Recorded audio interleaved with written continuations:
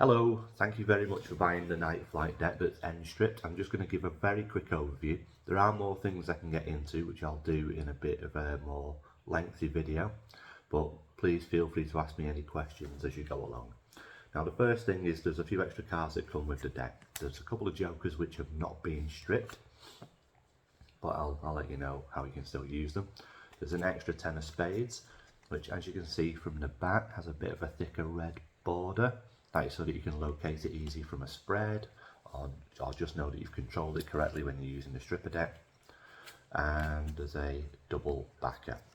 This again has not been stripped because normally you'd probably use a double turnover with these, which is going to be a bit tricky when part of all the other cards is actually missing because of the strip, so I have not stripped that. So it's pretty much useless to you unless you've got other Night Flight decks. Now you've got two of them. So with the Night Flight deck, all of the cards have a one-way feature on it that Steve put together. From our point of view, this deck differs from the normal stripper, whereas it's not been stripped from the long edges, and it's not actually been stripped from both short edges. It's only been stripped from one short edge, and it still works. It's done this way so that it's a professional deck, because I'm a close-up worker, and I don't really have the luxury of tables to be doing all this stripping with a normal stripper deck, and it looks awkward in the hands, and it can be awkward in the hands. So this has been done at one end so that when a card has been reversed in the deck, there's nothing actually poking out from the front. There's certainly nothing poking out from the sides because it's not been stripped on the sides.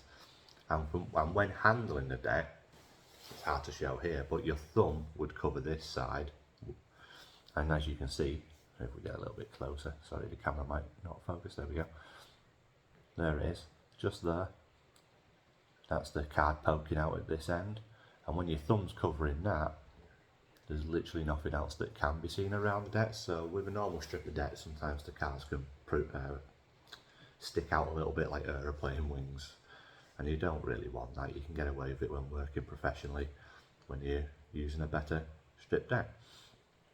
So when your thumb's covering that, one thing is that you can feel it, so you're ready to do your any move that you want to do to strip the card, and it can't be seen from anywhere else. So it looks like a normal deck.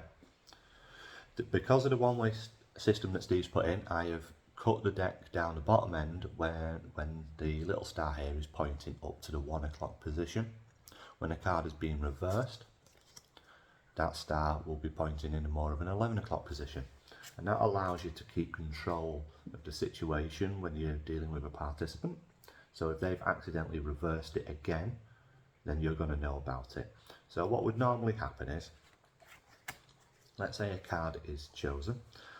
I'm always going to hold the deck so that the star is in the 1 o'clock position, because that's where I'm going to get access to my strip card. Also, you've got a good visual of a strip card when it's at the back, so that only you can see it, so that you can keep track of it a bit easier. And a card is chosen, they will take it, and you will reverse the deck.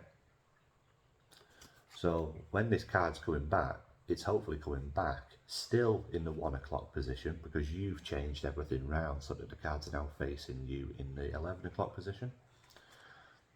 So a card goes back into that deck, and it's now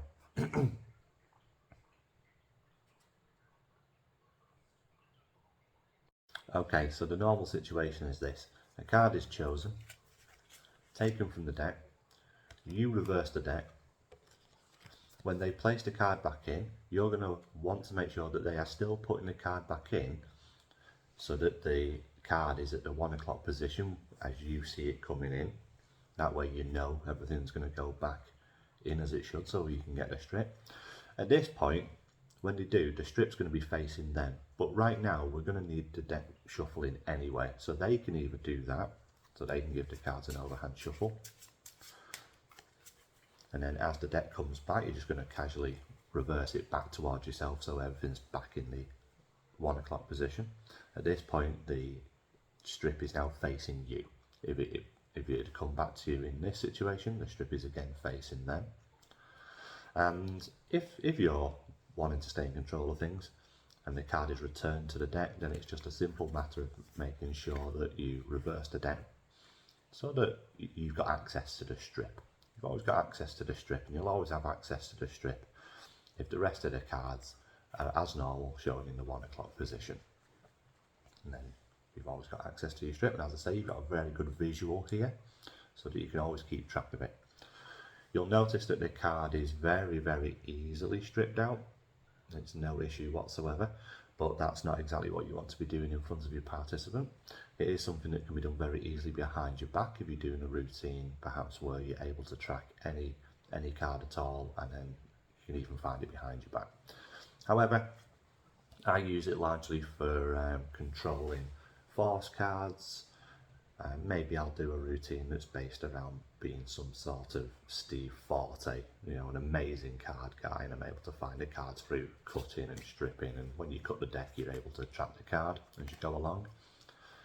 So with a card reversed in the deck, as long as your thumb is contacting that card, you are able to strip the rest away onto the top of the deck, and your force card is coming along for the ride. I use the marks in ensuring that I've done what I need to do. If I'm controlling a force card and it's the King of Spades and it's in the deck somewhere, they can shuffle all day long, pretty much as long as it's a nice overhand shuffle. Don't let them get too fancy with riffle shuffles, because they might accidentally reverse a half and then you've got 26 cards approximately going in the wrong way, and that's no good. But as long as you can kind of keep control of it, it's no issue. So when the cards come back to you, I'm wanting to find that King of Spades. Maybe I'm doing so casually as I'm talking to someone and I cut the deck, then it's just a matter of a simple glance down before I go any further to see that I have indeed got the correct marking, the King of Spades is there, and it's ready for me to now use.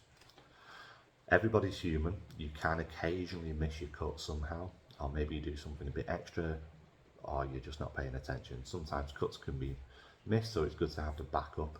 Very rarely will you miss it, but it's nice to have the backup so that you don't look like a fool while you're performing your routine. There's another bonus that you can do with the end stripped that you can't really do with a side stripped, long edge stripped, whatever the hell it's called. And it's that when you're tracking this, you can actually hold your thumb onto the cards, contacting the strip card, and you can begin to do an overhand shuffle. And because you can see where the card is, you know roughly when this is going to happen. So what happens is you start stripping away, and at some point your thumb's going to contact that card, and it is simply not going to move. If you pull too hard, it's going to move, but nice and gently, it's not going to move. So you know you've reached your force card and can casually dump the cards back on top. So when you're talking and you're chatting away and you reach it, it doesn't really look like there was a card that didn't get shuffled, and yet the King of Spades is back on the top of the deck. All that happens is it's kind of like one false or miss shuffle. It certainly sounds like it's happening because the cards are contacting each other, but it's not actually happening. So again, you just hold it, you shuffle, and eventually you get there. Or you might do what I've just done and not got there because I wasn't keeping track of where it was originally. That can happen. That's why it's good to get a visual of it.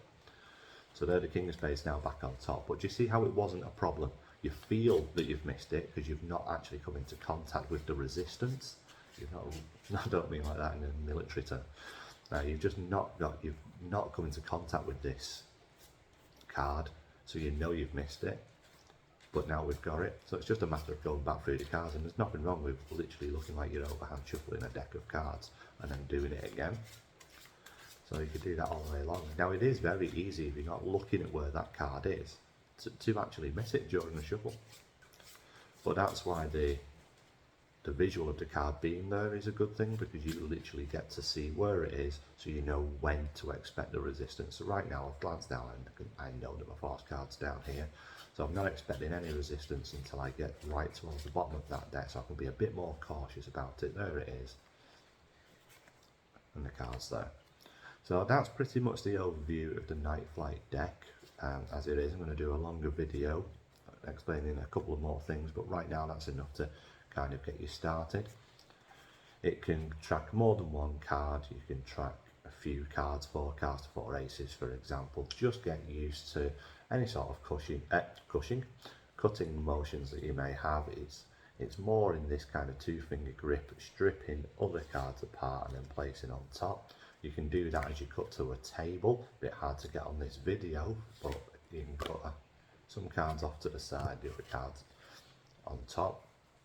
Only that would probably be in reverse, wouldn't it? So you'd cut the cards, place the rest of the cards down, and then the other cards on top to get your king of spades exactly where you need it. So it's just subtle. It's designed to be done as you are casually talking to people. You shouldn't really be then taking the cards back and doing anything too fancy to show that the cards are anything other than shuffled by your participant. But it's just a matter of cheekily getting the card back to the top. One thing you can do with this is that because you can see the card at the end, if you've got the cards in your hand, you can literally cut to that card as well, because your finger is contacting the back of the card and it just lifts up naturally, which might be a good way to get the card to the bottom when you need it. Hello, me again. So I may have said in one of the videos that the force ten of spades, or the ten of spades with the thicker red border, the extra card, I may have said that that is also end stripped. The chances are it probably isn't. The reason for that is that when you put the full card into that deck to start with, then because it is a complete card, it already acts as a stripper card, so there's no need for me to actually do anything with that. And the chances are you're only going to be using that as a force card anyway if it's in the deck, so there was just no point in stripping it because it's going to be automatically stripped. That's about it. I just didn't want to go through all of the videos looking for what I may or may not have said again. So if that's the case, fine. If I have stripped it, fine. It'll work just as well.